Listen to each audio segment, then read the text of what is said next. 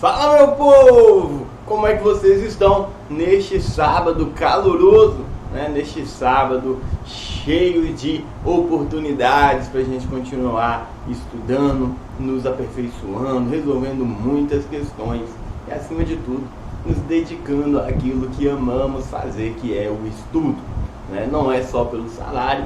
Tenho certeza que você busca essa carreira porque você se vê ali, se vê desempenhando aquele papel, né? E é um sonho, e um sonho a gente tem que buscar mesmo. A gente tem que, se você consegue pensar, você consegue realizar, você consegue ir atrás.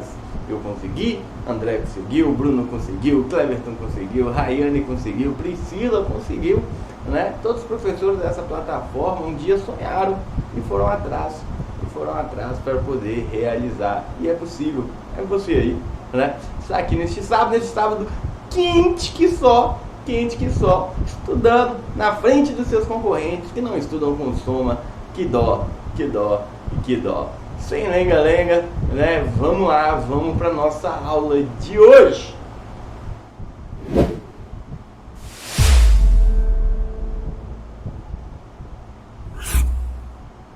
Na nossa aula de hoje, nós falaremos acerca dos... Na nossa aula de hoje, nós iremos falar acerca da responsabilidade civil do Estado, né? Na verdade, nós iremos terminar esse assunto que eu sei que você já viu em outros materiais, ele parecia muito longo, mas aqui a gente não tem interesse nenhum em prolongar algo que dá para ser curtinho, né? Dá para abordar todos os temas, você irá conseguir responder todas as suas questões sem dificuldade alguma, com material curto, né? Com 4 blocos, não 6 blocos. Olha que delícia, como é bom aprender com quem aprende. Então, nós vamos dar início falando sobre aqueles casos de omissão, né? Casos específicos de omissão, casos específicos de responsabilização. Nós já falamos sobre a teoria da culpa administrativa, a teoria do risco administrativo. Uma vai ser adotada em casos de condutas comissivas do Estado, outra em condutas omissivas do Estado. E agora a gente vai ver algumas particularidades, alguns casos exóticos, sui generis, e que os legisladores e os julgadores se debruçaram sobre esse tema para poder chegar num ponto. E é esse ponto que nós veremos a partir de agora. Vamos começar com quem? Com atos jurisdicionais. O professor falou besteira, a gente vai começar com atos de multidão. Aqui, ó.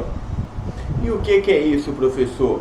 Atos de multidões, eles são bem comuns ali em estádios, né, ao redor de estádios, ao redor de manifestações políticas, manifestações de sindicatos, de associações, e é busca por equiparação salarial, busca por benefício, respeite a categoria presidente, respeite a categoria governador, nos dê o aumento que você prometeu, aquela coisa linda, e é confusão entre policial civil e policial militar, é confusão entre professor e aquela bagunça toda. Mas aqui nós vamos utilizar como exemplo os atos de estádio, tá? Porque são os mais comuns. Todo domingo, toda quarta tem aí um ato de multidão para a administração pública analisar. Então, beleza, teve ali, né, um clássico do futebol, Atlético Mineiro e Cruzeiro, e depois de um time ter sido espancado no jogo, claramente o Cruzeiro sofreu um massacre absurdo, sempre sofre quando joga contra o Atlético, né? Então o Cruzeiro ali sofreu aquela derrota humilhante. Sobrou então para a Galocura e para a Máfia Azul. Aí eles acharam, tal qual dois trogloditas, ficarem brigando do lado de fora. E nessa briga em que se teve, alguns carros foram quebrados, alguns postes, algumas lojas, né? E neste caso, quem responde? É o próprio torcedor que vai responder, neste caso a polícia, o Estado, o estádio, quem é que responde? E a resposta, né, a gente vai se debruçar em cima dos nossos estudos para entender o seguinte, que a regra geral, o Estado não se responsabiliza. Por quê? Porque o ato ele foi feito, né, por culpa de um terceiro.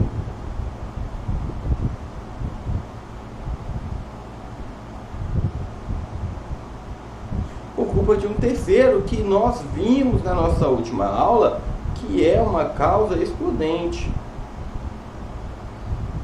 É uma causa excludente, ok? Então, se tem alguém que deveria ser responsabilizado diretamente por estes atos, é quem o praticou, né? O troglodita, que está ali jogando garrafa, colocando fogo. Ele acha bonito, ele acha que a mãe dele está morrendo de orgulho daquela pataquada que ele está fazendo.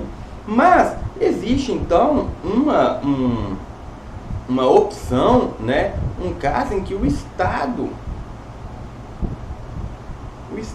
será responsabilizado. E qual é, professor? Olha só, nós sabemos dos embates que ocorrem em jogos, né?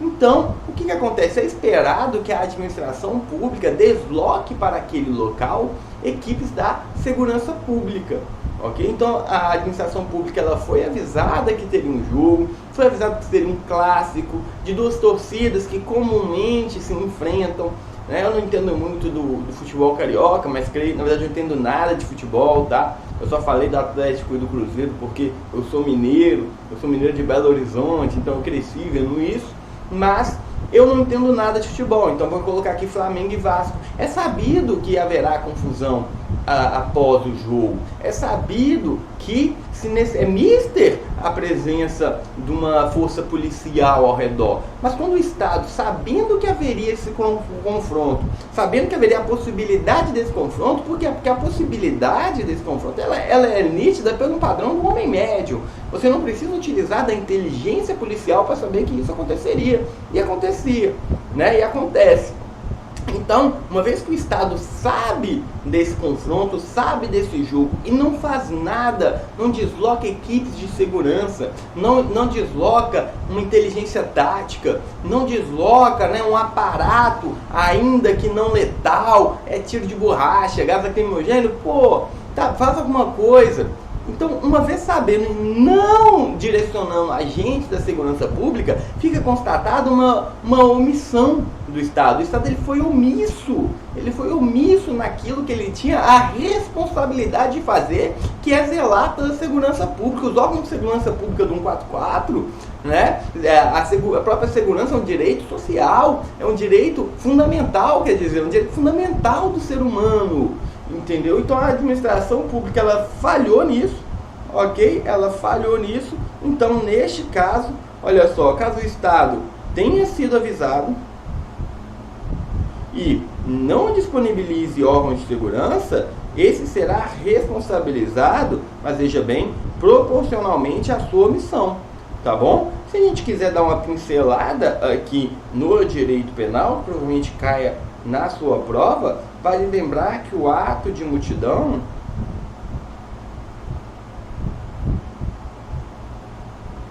ele é atenuante, olha que loucura no direito penal, mas para os mandantes é agravante. Por quê? Porque quando se junta uma galerinha do barulho, tende-se o próprio direito, através do estudo sociológico da criminologia, ele entende que quando é um grupo de pessoas em atitude delituosa, tende a pessoa a ser facilmente corrompida a cometer esse crime, tá bom? Interessante, né? Lembre-se que esse atenuante aqui que eu coloquei não tem nada a ver com direito, vou até pagar, não tem nada a ver com direito constitucional, administrativo, mas sim com direito penal. Temos aqui a culpa de terceiros. A culpa de terceiros a gente já falou na última aula, que é quando tratamos de uma questão, né? Então o professor puxou uma setinha ali e deu um briefing sobre a culpa de terceiros. Aqui ela torna o nosso estudo, mas de uma forma um pouco mais aprofundada. A culpa de terceiros é quando quem deu origem àquele dano não foi nem o Estado, né? Nem o Estado e nem a vítima, foi um terceiro. Então, se a culpa foi do terceiro, infelizmente, né, a gente não tem muito o que fazer. O Estado não pode ser responsabilizado pela atitude de qualquer cidadão. Você imagina só a bagunça que é ser o Estado ser responsabilidade de tudo e absolutamente tudo que acontece no país. Não dá, né? Infelizmente não dá. Vamos lá. Um caso muito interessante, tá? Esse aqui, que veio direto, olha só, do Código Civil, direto do Código Civil. E esse artigo ele versa sobre o transporte de passageiros e a possível responsabilização. A responsabilidade contratual do transportador por acidente de passageiro não é elegida por culpa de terceiro.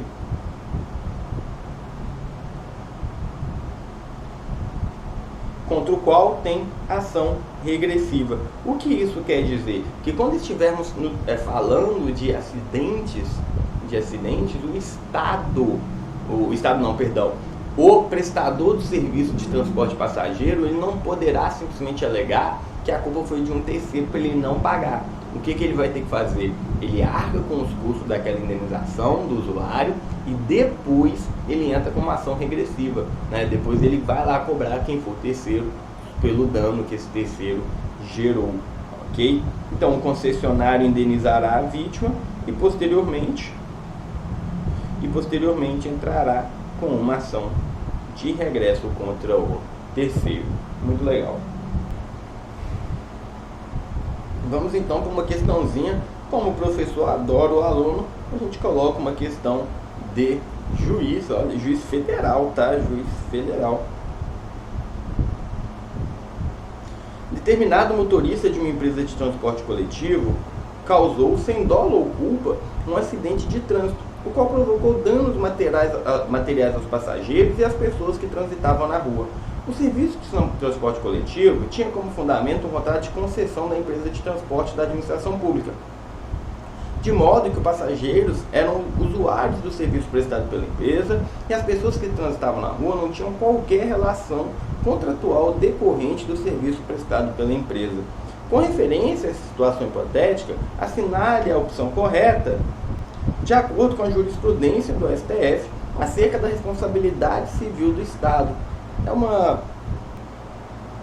uma questão um pouco longuinha, vou dar para vocês aí 2 minutos para vocês lerem e responderem a essa questão.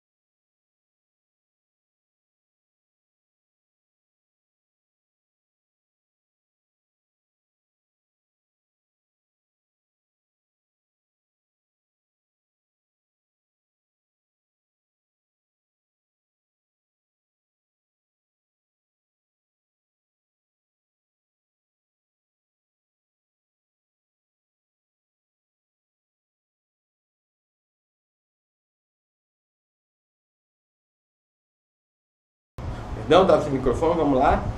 Nós sabemos que a teoria do risco integral, ela só ocorre em casos de acidentes nucleares, acidentes ambientais, atos terroristas. Temos também acidentes com empresas aéreas, perfeito? E a resposta correta é a letra A, a letra B, porque nós temos que entender que quando uma empresa atua por delegação do serviço público, o próprio Estado ali, ali ele está atuando, perfeito? Letra C, será incabível a indenização para os passageiros e os transeuntes, uma vez que o motorista agiu com dolo e culpa e, portanto, não cometeu ato ilícito. Não, tá? Por quê? Porque nós já estudamos que para que ocorra uma responsabilização do Estado, pouco importa, né, se a atuação daquele agente público foi a mesma regular ou irregular. E um outro ponto é que não há falar em incabível indenização, uma vez que trata-se de responsabilidade objetiva. D. A responsabilidade civil da empresa é objetiva para os danos praticados ao usuário de serviço público. Contudo, em relação aos transeuntes, a responsabilidade civil é subjetiva. Não, tá? O STF já decidiu a respeito do tema. E letra E. A responsabilidade civil da empresa é subjetiva? Não. Corta, porque nós já estudamos que ela é objetiva. E falando em reparação do dano, aqui está ele, né? Qual vai ser a reparação deste dano? O dano a ser reparado é todo dano, seja moral, seja financeiro, que o lesado venha a sofrer, tá certo? Que o particular venha a sofrer por conta da atuação do Estado ou de quem o represente. Esse dano a ser reparado, já dito em aula, mas a gente vai reforçar aqui, ele tanto pelo que o particular perdeu, quanto pelo que ele deixou de ganhar, ok? Então nós temos tanto o que, beleza, né, eu tive que gastar com medicamentos, mas eu também não pude trabalhar. Então o Estado ele deverá me indenizar com o que eu gastei e com o que eu deixei de lucrar, dado a peculiaridade do meu acidente. Essa reparação ela poderá se dar tanto pela via administrativa quanto pela via judicial, tá certo? Não necessariamente esse assunto deverá parar na justiça. Isso é até bom que não pare, né? Parem de lotar o judiciário. Vamos lá? Vamos falar agora dos sujeitos processuais. A regra geral é que o agente público não responderá diretamente ao particular. Ou seja, o lesado ele irá processar o Estado. E aí o Estado paga a indenização. Para depois, se o agente tiver agido com dolo ou culpa, aí sim o Estado entra com uma ação de regresso contra o agente público. Nunca vi cair em questão e prova casos excepcionais onde o agente público responde diretamente ao particular, tá bom? Então sempre será o Estado responde para o particular, paga lá a indenização e depois o Estado cobra do agente público. Para os mais puritanos nós iremos ler. O Estado irá responder perante o particular e posteriormente entrar com caso de regressão caso o agente público tenha atuado com dolo ou culpa. As prazos prescricionais, nós já sabemos o que é um prazo prescricional, mas aqui a gente fala, a gente repete. Um prazo prescricional, ele é um prazo que, uma vez encerrado, não tem como a gente cobrar um direito oriundo daquele ato. Então eu cometi um ato agora, mas esse ato prescreveu daqui 5 anos. Então se a pessoa for entrar na justiça daqui 6 anos, meu ato já prescreveu. Então o Estado ele não consegue cobrar esse valor de mim. Perfeito? As ações de reparação adotarão um prazo quinquenal de 5 anos. Né? Tudo isso com base no decreto 20.910 de 32. Né? A gente vê que A administração pública está sempre renovando, sempre atualizada. Uma exceção é a indenização por danos morais decorrentes da tortura praticada no regime militar. Essa, por sua vez, não está sujeita a este prazo. Prazo de quê? O prazo de 5 anos. Ok. CESP 2019, juiz de direito substituto. Segundo o entendimento majoritário do STJ, no caso de ação indenizatória ajuizada contra a Fazenda Pública em razão da responsabilidade civil do Estado, o prazo prescricional é decenal, conforme o Código de Processo Civil, não. Quinquenal, conforme previsto pelas normas de direito público, em detrimento ao prazo decenal contido no Código de Processo Civil. Perfeito. O direito de regresso é aquilo que a gente já comentou, né? Se a gente vê que daqui para frente são coisas que a gente já teve que tratar, mas a gente volta dando uma atenção especial ao assunto. A ação de regresso é justamente essa ação que eu venho comentando ao longo de todos os blocos, que é o Estado pagar e depois o mesmo Estado cobrar de um agente público o dinheiro que ele teve que gastar com essa ação. E isso é chamada de direito de regresso. Então o Estado ele tem o direito de regressar contra um agente público. O Estado tem o poder-dever de entrar com uma ação regressiva contra o agente público, caso ele tenha atuado com o quê? Com dolo ou culpa. Não lembro se a gente já falou aqui na nossa aula, mas quem já estudou direito penal comigo sabe o que é dolo ou culpa, mas aqui a gente fala, né? A gente torna que conhecimento é bom demais. O dolo é quando o agente ele pratica um ato querendo praticar este ato. Ele almejou aquele fim, né? Ele fez porque ele queria. Ele bateu no carro da frente porque ele queria bater no carro da frente, seja num surto de raiva ou qualquer coisa do tipo. Já a culpa ela é um pouco diferente. Ok, a culpa ela ocorrerá em caso da tríade, que é imperícia,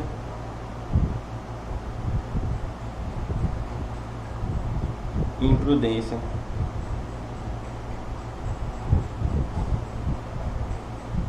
ou negligência.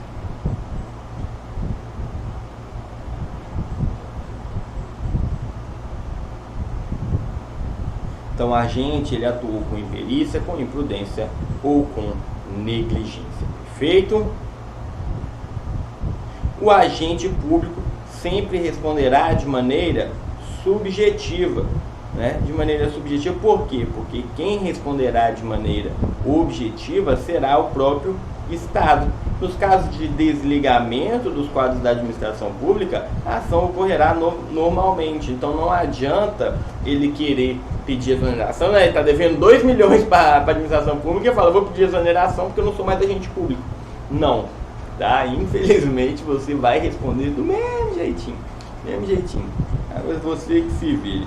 Em caso de falecimento, o Estado poderá cobrar dos sucessores até o limite deixado em herança. Então vamos lá, o cara está devendo 2 milhões para o Estado, mas deixou 3 milhões de herança.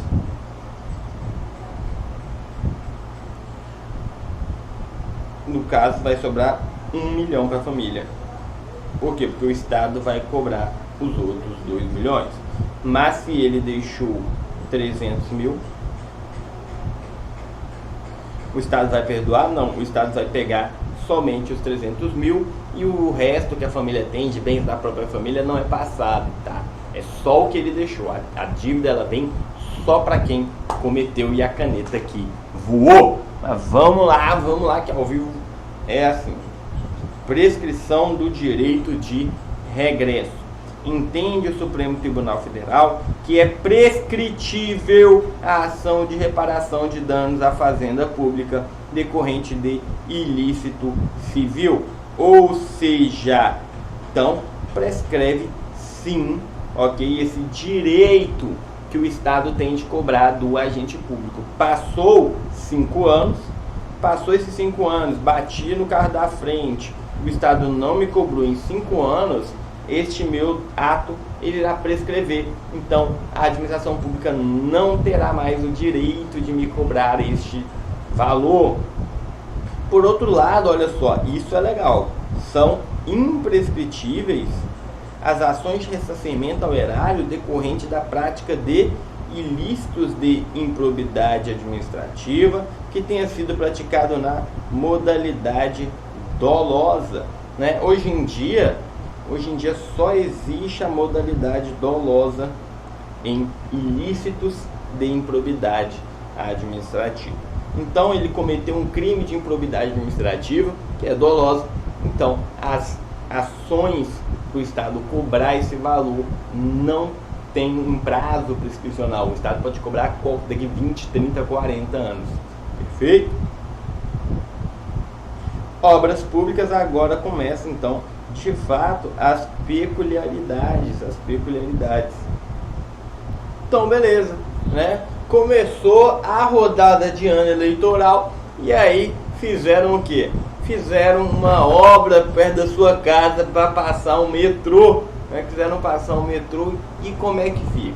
E se decorrente dessa obra é gerado um dano na estrutura da sua casa, a Defesa Civil vai lá, falou ali, infelizmente não tem como você continuar morando nessa casa, né? As bases foram comprometidas, o alicerce, sei lá o que, a estrutura foi comprometida e você não poderá mais continuar nessa casa. Quem responde, afinal? Afinal, quem responde por este prejuízo? O primeiro ponto ele é muito simples, tá? Se a obra foi feita pela própria prefeitura, pelo próprio governo, o próprio Estado responde objetivamente, ok? Então o próprio Estado ele responde de maneira direta e objetiva. Então, no caso de obras públicas realizadas diretamente pelo Estado, a responsabilização será sempre objetiva.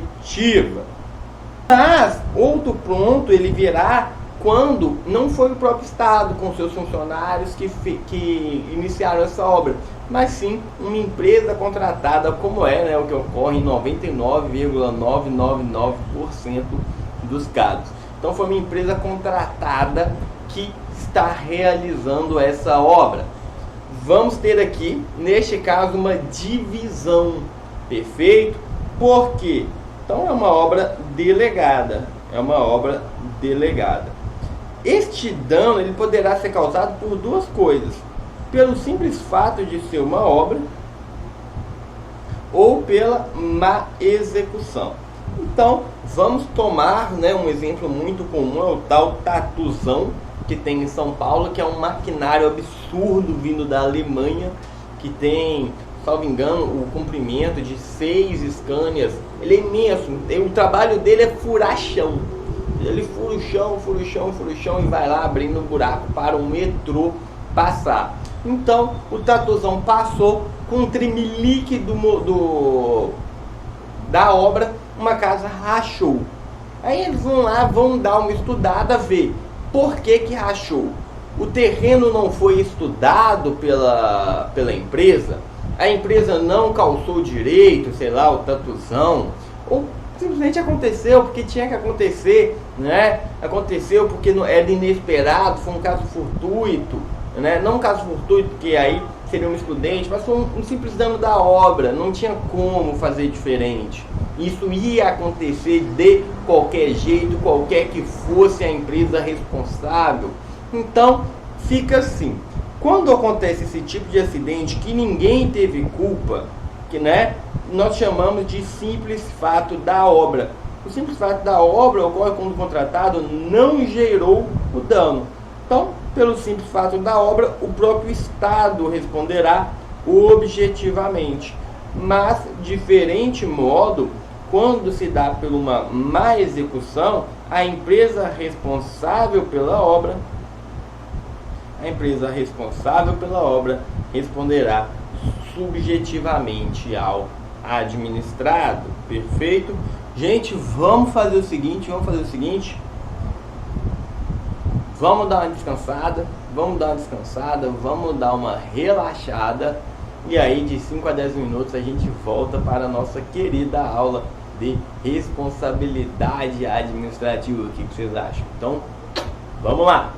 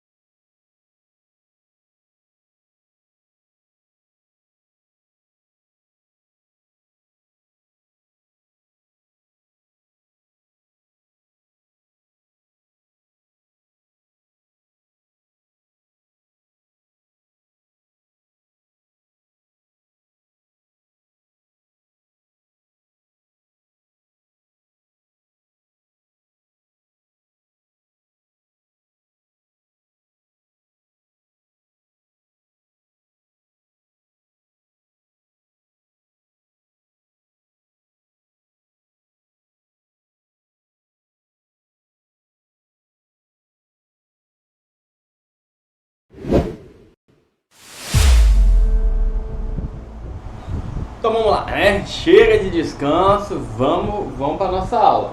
Agora nós vamos entender como se daria uma responsabilidade do Estado por atos jurisdicionais, né? Os atos jurisdicionais são atos tomados no âmbito do judiciário. Vale lembrar, né? Apesar de todos os nossos exemplos terem sido do Poder Executivo, tanto o Legislativo quanto o Judiciário também responderão, né? Eles responderão de forma objetiva ou subjetiva perante as ações dos seus agentes. Não está restrito ao Executivo a capacidade de fazer pataquada, tá certo? Então, a responsabilização dos atos jurisdicionais, olha só que interessante, está na própria Constituição Federal de 88, né? Que traz o seguinte em seu artigo 5º, inciso 75, se não me engano. O Estado indenizará o condenado por erro judiciário, assim como o que ficar preso além do tempo fixado na sentença. Ou seja, nós temos aqui explicitamente, expressamente, duas situações. Tá certo? Nós temos a primeira, que é o erro judiciário, e o segundo, daquele que ficou preso além do tempo fixado em sentença. O erro judiciário é aquele que foi condenado erroneamente por um delito, né? Seja ele civil, seja ele administrativo, seja ele penal, né? Então eu fui condenado porque um contrato meu ele tinha cláusulas totalmente exorbitantes, cláusulas que não eram de pleno direito. Então eu fui condenado a ressarcir e depois ficou provado, né? Ficou provado que na verdade houve uma alteração no contrato que eu redigi. Então isso, se teve uma decisão e eu fui condenado com base no erro judiciário, eu poderei sim ser indenizado por conta disso. O segundo, né, que não é raro de acontecer no Brasil, ok? Isso acontece com muita frequência, é quando o preso ele fica ali detido com tempo além do fixado em sentença, seja pela falta de dativos, seja pela falta de defensor público, pela própria mora, né, de um judiciário inflado. Todas as situações, a própria Carta Magna, ela nos traz que o Estado deverá sim indenizar. Uma coisa que eu peço a sua atenção é que o Estado responderá objetivamente na modalidade do risco administrativo. Quando nós falamos aqui dessa situação da prisão além do tempo fixado em sentença, isso não se aplica às prisões temporárias e preventivas. Mas por que, professor? Primeiramente porque não existe uma sentença, né? Não é dado um prazo de sentença para essas prisões. Essas prisões elas são cautelares, né? Isso você já deve ter aprendido com o professor Arthur numa altura dessa. Essas são prisões cautelares e essas prisões cautelares elas não têm o condão de punir alguém, mas sim de possibilitar a investigação, um bom andar da investigação pública, seja por N direitos que estão abarcados pela prisão temporária que você já estudou comigo em direito penal. Perfeito? Vamos lá. Existe ainda a possibilidade de responsabilização por conduta, olha que interessante, conduta dolosa do administrado. Opa! Aqui não era administrado, aqui era, tá? Magistrado, que é o juiz. E o mais interessante de tudo é que isso está previsto no Código de Processo Civil, artigo 143. O juiz responderá civil e regressivamente por perdas e danos quando, no exercício de suas funções, proceder com dolo ou fraude. Proceder com dolo ou fraude, olha que interessante. Então o próprio Código Civil trouxe essa possibilidade de responsabilização. Vamos dar continuidade. Atos legislativos. Em regra, tá? A regra é a irresponsabilidade estatal por esses atos emanados do poder legislativo. Mas existem aqui quatro situações nas quais um ato legislativo poderá sim ensejar uma responsabilização. Quais são eles? Leis inconstitucionais, ou seja, essas leis afrontam diretamente a Carta Magna. Então, a partir do momento que a gente entende que são atos, né, legislativos, emanados do poder legislativo, mas capazes de gerar a responsabilização do Estado, são as leis inconstitucionais,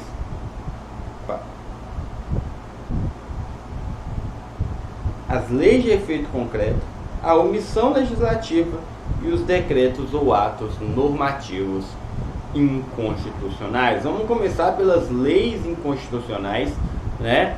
Que ao editar as leis, o Congresso Nacional deverá respeitar as premissas expressas na Carta Magna. Ou seja, nós temos, né, todo um rito a ser seguido, toda uma série de requisitos dados pela própria Constituição, nós temos cláusulas pétreas, nós temos princípios, fundamentos, e todos esses itens deverão ser respeitados por parte do legislador infraconstitucional na hora de criar leis. Então vamos imaginar um cenário em que o legislador criou uma lei, mas essa lei ela é nitidamente inconstitucional. Primeiro, antes de eu ir lá falar que eu fui lesado por uma lei inconstitucional, eu tenho que acionar o Supremo Tribunal Federal, o STF. Mas por que eu tenho que fazer isso? Porque somente o Supremo Tribunal Federal é competente para dizer se uma lei é inconstitucional ou não, uma vez que ele é o grande guardião, né, da Constituição. Perfeito? Já uma lei de efeito concreto nada mais, nada menos é do que um ato administrativo, só que material. Ou seja, o seu conteúdo, apesar da sua forma ser de lei, o seu conteúdo ele é de ato administrativo. E justamente graças a isso, um ato normativo pode sim ser objeto de responsabilização civil do Estado. Um exemplo que o professor trouxe aqui de uma lei de efeito concreto são as leis que criam autarquias ou fundações públicas de direito público. Perfeito? Os atos normativos são o que? Atos oriundos do poder regulamentar, que podem sim criar situações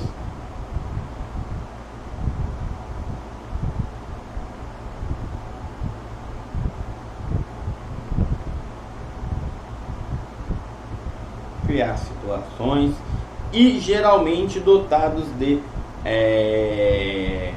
generalização e costumam ser abstratos, tá certo? Quando eles extrapolarem esse poder regulamentar, olha só, ele não deixa de ser um atentado contra a Constituição, apesar de ser tratado em tópicos diferentes, ok? Então, os atos, quando extrapolam seu poder regulamentar, poderão gerar a responsabilização do Estado quando eivados de inconstitucionalidade ou de ilegalidade. Muito interessante. Temos aqui uma questão, CESP 2021, Procuradoria-Geral do Estado da Paraíba, Procurador do Estado. O Estado da Paraíba não pode responder por danos causados por uma concessionária de serviço público, sequer subsidiariamente, uma vez que a concessão do serviço implica a transferência total do risco administrativo. Eu nem preciso dizer, essa está errada. Caso durante uma realização de uma obra pública, uma máquina da prefeitura tenha destruído por acidente parte do muro de um imóvel lindeiro, o proprietário do imóvel deverá comprovar a culpa da prefeitura para que obtenha uma indenização.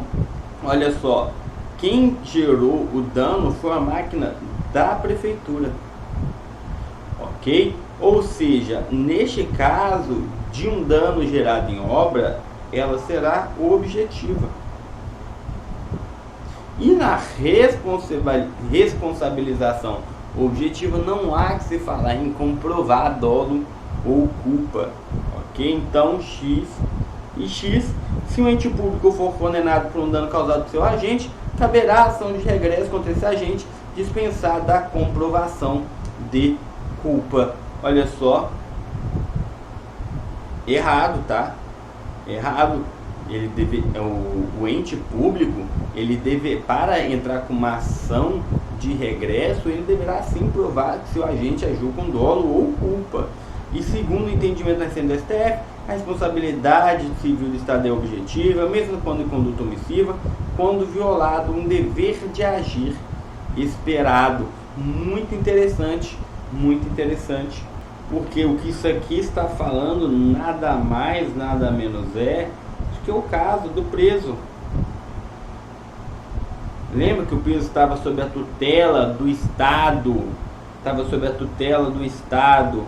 e não foi respeitada, né? O preso teve ali a sua morte causada por uma omissão do Estado, mesmo em conduta omissiva, o Estado respondeu objetivamente. Sendo então a nossa resposta correta a letra B.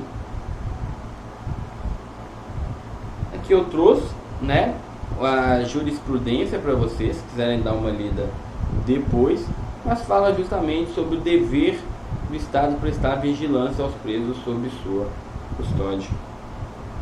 Quadrix 2019, Crefono, da 9ª Região Fiscal. É cabível a responsabilidade civil do Estado em razão de atos emanados do Poder Judiciário, desde que no exercício de competência administrativa e não no exercício de competência jurisdicional. Lembre-se que quando estamos falando de responsabilidade do Poder Judiciário, a própria Constituição já nos traz dois: erro judiciário, prisão além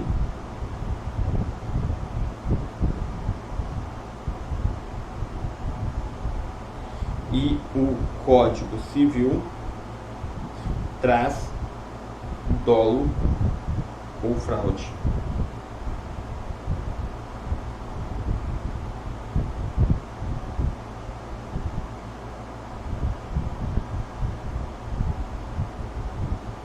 Questão errada. 4 de 2019, CRO Goiás, assistente administrativo. Um indivíduo que suportar condenação criminal em virtude de sentença que contém erro judiciário não terá direito à indenização contra o Estado. Errado, nós acabamos de ver quais são as situações em que ele terá. CESP 2019, Tribunal de Justiça do Estado do Amazonas. Em caso de aplicação de lei de efeitos concretos que gere danos ou prejuízos a pessoas determinadas, é possível a responsabilização civil do Estado. Perfeito. CESP 2021, promotor de justiça. Olha só como é que o professor confia no aluno. Conforme entendimento do Supremo Tribunal Federal, a omissão de pessoa jurídica de direito privado prestadora de serviço público enseja a incidência de responsabilidade civil subjetiva. Olha só, vamos relembrar que em julgado recente do STJ, a responsabilidade por omissão de pessoa de direito privado, mas que prestadora de serviço público, será objetiva, correto. CESP 2021, Polícia Federal, delegado de polícia. Se um terceiro aproximar de um autor do crime que estiver imobilizado pela polícia e acertá-lo com um tiro letal, estará configurada a responsabilidade objetiva do Estado. Lembre-se, olha só, se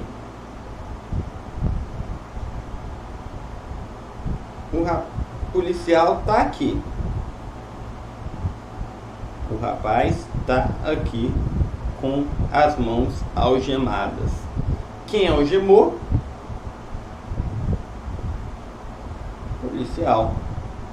De quem é o dever de tutela desse agente?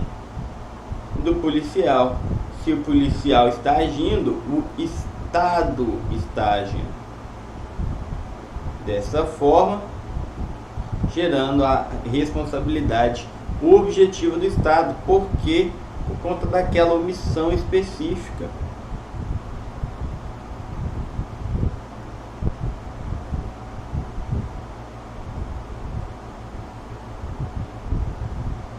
Do dever de agir.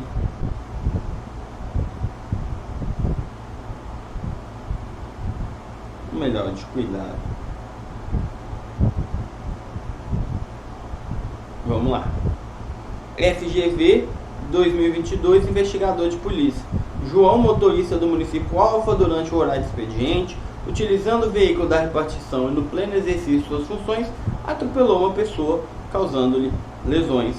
O procurador do município, ao tomar conhecimento dos fatos, disse corretamente que o município Alfa, observado demais princípios, poderia responder pelo dano, ainda que não provada a culpa de João.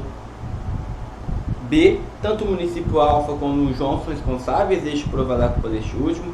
Apenas João poderia ser responsabilizado, ainda que não provada sua culpa.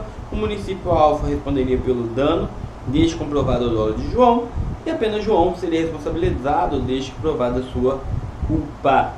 Neste caso, temos uma RESP objetivo, porque bastou provar o dano,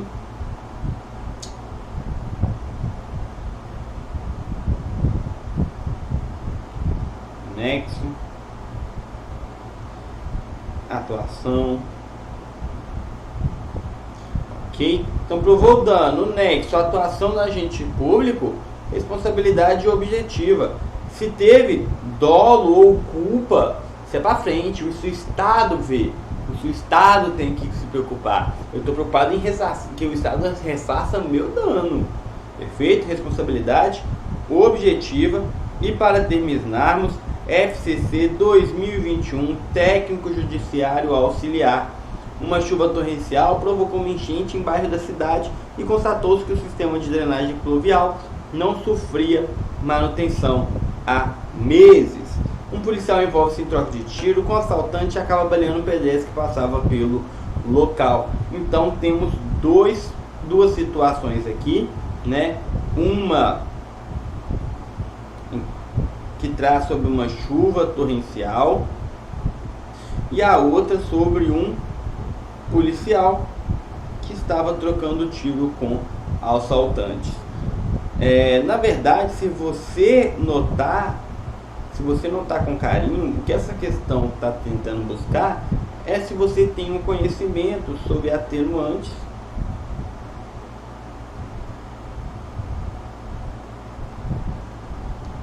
ou excludentes. A verdade é essa. Então vamos lá. Na situação 1, haverá responsabilidade estatal na modalidade subjetiva, com base na teoria da falta do serviço, uma vez que patenteado o mau funcionamento do serviço público que deveria evitar ou minorar o evento danoso. 2. Em ambas as situações será aplicado o regime de responsabilidade objetiva, baseado na teoria do risco administrativo. 3. Na situação 1, o ente estatal não será responsabilizado, pois se trata de uma situação de força maior, não imputável ao poder público. Aqui, vamos lá.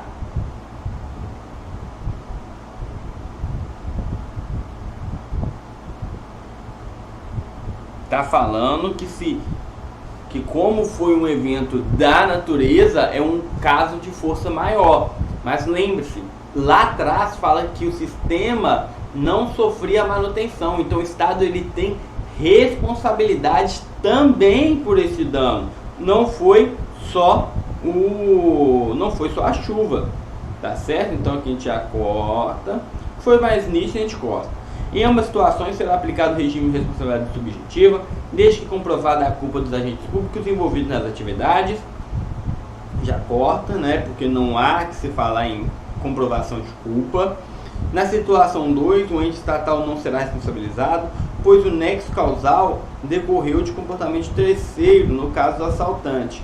Olha só, na verdade não foi culpa exclusiva de terceiro, né? Não foi só porque tinha um bandido e aí o policial atirou. E outra coisa, ainda que o policial esteja em estado de legítima defesa, o Estado também teria que responder pelo dano causado.